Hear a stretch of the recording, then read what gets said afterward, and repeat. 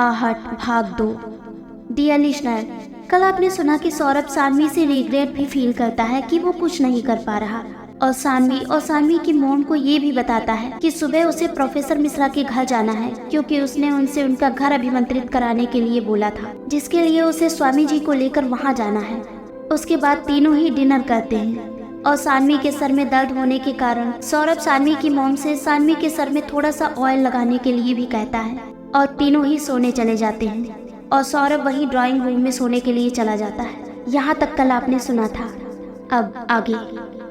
जैसे ही सौरभ सोफे पर लेटता है उसे कुछ सुनाई देता है, जिसे सुनकर सौरभ उठकर बैठ जाता है। सौरभ बहुत ही ध्यान से उस आवाज को सुनने लगा और धीरे धीरे खिड़की की ओर बढ़ने लगा जहाँ से उसे वो आवाज सुनाई दे रही थी। जैसे ही वो खिड़की के पास पहुंचा उसने एक चैन की सांस ली, क्योंकि वहां पर एक बिल्ली थी जो अपने पंजों से खिड़की के दरवाजे को स्क्रैच कर रही थी। सौरभ वापस जाकर सोफे पर बैठ जाता है। उसकी आंखों में जरा सी भी नींद नहीं थी। उसका ध्यान सिर्फ सानवी के कमरे की तरफ था। आज पता नहीं क्यों पर एक अलग सी बेचैनी घेरे हुए थी सौरभ को। थोड़ी देर में सौरभ वापस लेट गया और अपनी आंखें बंद कर ली। अब की बार सौरभ को आंखें बंद करते ही नींद आ गई, लेकिन इस बार वो हुआ जो आज से पहले कभी नहीं हुआ था। सौरभ को एक सपना आया जिससे उसकी नींद खुल गई और उसकी चीख पूरे ड्राइंग रूम में गूंज गई। वहीं सानवी और सानवी की मॉम सौरभ की आवाज सुनकर तुरंत नींद से जाग गए और भागते हुए उसके पास आ गए। सानवी सौरभ के कंधे पर हाथ रखती है और पूछती है, क्या हुआ सौरभ, तुम अचानक से ऐसे क्यों चिल्लाए? तुम ठीक तो हो ना? सौरभ सानवी से कहता है, नहीं कुछ भी नहीं, बस एक डरावना सा सपना देखा था, इसके अलावा कुछ भी नहीं। दरअसल सौरभ सानवी को परेशान नहीं करना चाहता था, क्योंकि जो सपने अभी तक सानवी को परेशान करते थे आज वही सपना सौरभ को आ रहे थे। हालांकि वो सपने सानवी के सपनों से थोड़ा अलग थे, लेकिन बहुत हद तक उससे रिलेट करते थे। अभी सौरभ ये नहीं समझ पा रहा था कि आखिर ये सपने सच में उसी शक्ति के थ्रू आ रहे हैं या पूरा दिन ये सब सोचने के कारण। इसलिए वो ये सब बताकर किसी को परेशान नहीं करना चाहता था। सानवी की मॉम कहती हैं, बेटा ज्यादा दिक्कत हो रही हो तो एक काम करते हैं, तुम हमारे कमरे में हमारे साथ आ जाओ। वैसे भी सोफा तो वहाँ भी लगा है, जब सोफे पर ही सोना है तो वही सो जाओ, हम सब साथ रहेंगे तो डर भी नहीं लगेगा। सौरभ सानवी की मॉम की बात सुनकर उनके साथ रूम में चला जाता है और सोफे पर लेट जाता है और वो सोने की कोशिश करता है, लेकिन वो बिल्कुल भी नहीं सो पा रहा था, या यूं कहे कि वो सोना ही नहीं चाहता था। हालांकि सौरभ को नींद आ जाती है और अचानक उसको उसका नाम पुकारने की आवाज आती है, सौरभ सौरभ, सुबह के 6 बज गए हैं और तुम्हें आज बहुत जल्दी उठना था ना? जैसे ही सौरभ अपनी आंखें खोलता है देखता है कि सामने सानवी खड़ी थी। सौरभ पूरा पसीने में भीगा होता है। सानवी सौरभ के पास बैठते हुए कहती है, क्या हुआ सौरभ, तुम्हारी तबीयत ठीक है ना? रात से तुम परेशान हो और अभी भी देखो कितना पसीना आ रहा है तुम्हें। सौरभ सानवी से कहता है, हाँ मैं ठीक हूँ, परेशान मत हो तुम, बस क्या तुम मुझे कॉफी दे सकती हो? मेरे सर में दर्द हो रहा है। सानवी सौरभ से कहती है, हाँ मैं अभी लेकर आती हूँ, तुम रेस्ट करो। तुम ज्यादा ही भाग दौड़ कर रहे हो ना, तभी तो ऐसी तबीयत हो गई है। अब अभी तो तुम सर के यहाँ जाओगे, लेकिन उसके बाद तो मैं तुम्हें यहाँ से हिलने तक नहीं दूंगी, देख लेना। सौरभ सानवी का हाथ अपने हाथ में लेते हुए कहता है, मत जाने देना, मैं तुमसे दूर वैसे भी नहीं जाना चाहता, और अभी मॉम के बिजनेस टूर पर जाने के बाद तो मैं तुम्हें एक सेकेंड के लिए भी अकेला नहीं छोड़ूंगा। सानवी अपना हाथ सौरभ के हाथ से निकालते हुए कहती है, हाँ मत छोड़ना, लेकिन अभी तो मुझे किचन में जाने दो, मॉम ने तुम्हारे लिए कॉफी बना रखी है, मैं लेकर आती हूँ। सानवी के जाने के बाद सौरभ सोचता है कि क्या ये सच में थकान की वजह से है? क्या सच में मुझे वो सपना ये सब ज्यादा सोचने की वजह से आ रहा है, या वजह कुछ और है? सौरभ वहाँ से उठकर ड्राइंग रूम में जाता है। वो अब भी उन सब के बारे में ही सोच रहा था कि अचानक से उसे कुछ आवाज आई। सौरभ उठकर खिड़की की तरफ गया और खिड़की के पास जाकर उसने पूछा, कोई है? वहाँ सौरभ को लगातार किसी के चलने की आवाज आ रही थी, लेकिन वहाँ दूर दूर तक कोई था ही नहीं। ये आवाजें और ये आहट सौरभ के मन से जा ही नहीं रही थी।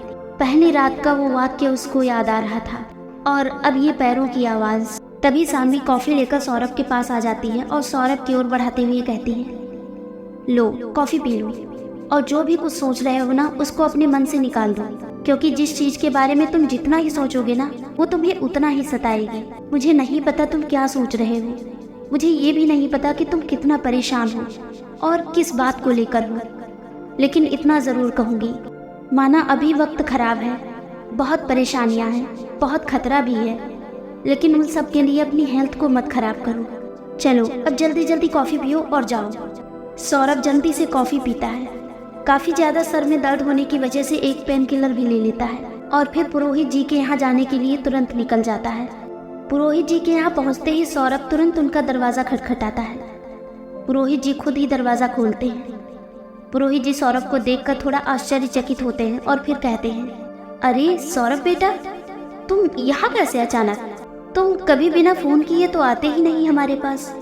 सौरभ थोड़ा परेशान होते हुए पुरोहित से कहता है, मैं आज भी बिना फ़ोन किए नहीं आता स्वामी जी, लेकिन बात ही कुछ ऐसी थी कि मुझे तुरंत आना पड़ा और मुझे खुद भी समझ नहीं आ रहा था कि मैं आपको फ़ोन पर सब कैसे बताऊंगा, तो मुझे लगा कि मुझे सामने से आकर ही आपको बताना पड़ेगा। पुरोहित जी कहते हैं, ऐसी भी क्या बात थी? कुछ परेशानी की बात तो है, ये तुम्हारा चेहरा देखकर हमें पता चल रहा है। सौरभ पुरोहित जी से कहता है, स्वामी जी, मेरे कॉलेज के एक हिस्ट्री के प्रोफेसर हैं, वो पैरानॉर्मल एक्सपर्ट भी हैं। दरअसल जब मैं कुलधरा दूसरी बार गया था तब वो मुझे मिले थे और मुझे वहीं से पता चला कि वो हमारे कॉलेज में ही आने वाले हैं और बात ये है कि वो इस मामले में मेरी मदद कर रहे हैं। कल वो मेरे साथ जैसलमेर भी गए थे, वहाँ से हमें कुछ जानकारी मिलने वाली थी, लेकिन क्योंकि वो इस काम में मेरा साथ दे रहे हैं तो अब उनकी जान को भी खतरा है। इसीलिए जैसे आपने मेरा घर अभिमंत्रित किया है, वैसे ही उनका घर और उनकी गाड़ी को अभिमंत्रित करने के लिए आपको लेने आया हूँ। पुरोहित जी कहते हैं, लेकिन ये हमारी साधना का समय है, हम इस समय कहीं नहीं जा सकते। तुम पहले बात करके आए होते तब भी बात सही थी। सौरभ पुरोहित जी से कहता है, देखिए स्वामी जी, बहुत ज्यादा अर्जेंट है। आज साल दोबारा जैसलमेर जा रहे हैं और वहाँ उनको बहुत खतरा हो सकता है। जैसे ही उनके हाथ वो राज लगेगा, मुझे नहीं लगता कि वो शक्ति पीछे रहेगी। इसीलिए प्लीज मेरी हेल्प कर दीजिए, प्लीज मेरे साथ चलिए। पुरोहित जी सौरभ के साथ चलने के लिए मान जाते हैं और सौरभ तुरंत अपनी गाड़ी में पुरोहित जी को बिठाकर प्रोफेसर के यहाँ जाने के लिए निकल जाता है। कुछ ही देर में वो दोनों प्रोफेसर मिश्रा के घर पहुंच जाते हैं और सौरभ प्रोफेसर मिश्रा की डोर बेल बजाता है। प्रोफेसर मिश्रा दरवाजा खोलते हैं और सौरभ को देखते हुए स्माइल देते हैं और कहते हैं, अरे सौरभ आ गए? नमस्कार स्वामी जी, आइए ना। प्रोफेसर मिश्रा सौरभ से कहते हैं, थैंक यू बेटा इतना सोचने के लिए, मैं बस थोड़ी देर में निकलने ही वाला था। सौरभ कहता है, इस तरह तो मुझे आपको भी थैंक्स बोलना चाहिए और बार बार बोलना चाहिए, क्योंकि आप तो मेरे लिए अपनी जान को भी खतरे में डाल रहे हैं। पुरोहित जी पूरे घर को चारों तरफ नजर दौड़ाकर देख रहे थे और फिर उन्होंने प्रोफेसर साहब की ओर देखा और कहा, निगेटिविटी तो है और बहुत ज्यादा भरी हुई है। ऐसा लग रहा है जैसे बहुत समय तक यहाँ शुद्धि ना हुई हो। ऐसी जगहों पर इन रूहों का वास होता है। खैर सब छोड़ते हैं और मुझे बताइए कि हुआ क्या है। प्रोफेसर मिश्रा पुरोहित जी को बताते हैं, स्वामी जी, कल जब मैं जैसलमेर से वापस लौटा तब मैंने अपने घर की हालत बहुत खराब पाई। जमीन पर रेत फैली थी जिसमें चित्रा और उससे संबंधित एक लेख, जो कि ऐसा लग रहा था कि कोई धमकी होगी।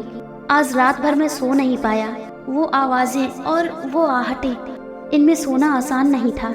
सौरभ बीच में ही बोलता है, आपको भी आवाज आई क्या सर? और आपको सपना भी आया? प्रोफेसर मिश्रा कहते हैं, नहीं सपना तो नहीं आया, लेकिन तुम क्या कह रहे हो?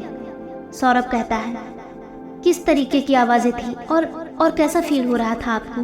क्या कुछ भारी सा फील हो रहा था?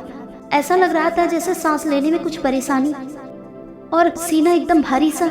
प्रोफेसर बोलते हैं, नहीं ऐसा कुछ नहीं, बस मुझे कुछ आवाजें आ रही थी और ये घटना जो ये लिखने वाली है, और उसके अलावा हाँ, मेरी नींद बार बार खुल जा रही थी और मेरा सर दर्द से फटा जा रहा है। पुरोहित जी घर में टहलने लगते हैं और पूरे घर का मुआयना करते हैं। फिर अपनी जेब से कुछ राई के दाने निकालकर घर के कोने कोने में फेंक देते हैं। हाथ में थोड़ा गंगा जल लेकर घर में छिड़कना शुरू करते हैं। साथ साथ एक मंत्र का उच्चारण भी करने लगते हैं। पुरोहित जी प्रोफेसर मिश्रा से कहते हैं, देखिए प्रोफेसर साहब, आपके घर को मैं तंत्र मंत्र से बांध रहा हूँ। घर के बाहर भी मैं ये उच्चारण करूँगा, लेकिन ये ध्यान रहे कि किसी भी तरह की बुरी शक्तियाँ यहाँ प्रवेश ना करने पाए, क्योंकि अगर ऐसा होता है तो वो मंत्र थोड़े कमजोर पड़ जाएंगे। और जहाँ तक मुझे लगता है सौरभ ने मेरा दिया हुआ रक्षा धागा और भभूत तो आपको दे ही दी होगी, प्रोफेसर मिश्रा कहते हैं। सौरभ मेरा बहुत ध्यान रखता है, इसीलिए उसने मुझे रक्षा धागा तो कल रात को ही दे दिया था। पुरोहित जी सौरभ की ओर देखकर मुस्कुरा देते हैं और प्रोफेसर मिश्रा के घर को चारों ओर से अभिमंत्रित कर देते हैं। साथ ही प्रोफेसर मिश्रा का जो बड़ा बेडरूम होता है उसे खास तौर पर अभिमंत्रित करके प्रोफेसर मिश्रा की गाड़ी को भी अभिमंत्रित कर देते हैं। आखिर सौरभ को आने वाला सपना किस बात का संकेत है? क्या सौरभ को सुनाई देने वाली आहट उसके मन का वहम है? क्या सौरभ सुलझा पाएगा इन उलझे हुए सवालों को? जानने के लिए बने रहिए हमारे साथ और कहानी को लगातार सुनने के लिए सब्सक्राइब कीजिए हमारा चैनल और सुनते रहिए ये प्यारी सी कहानी रिश्ता पूर्व जन्म का। धन्यवाद।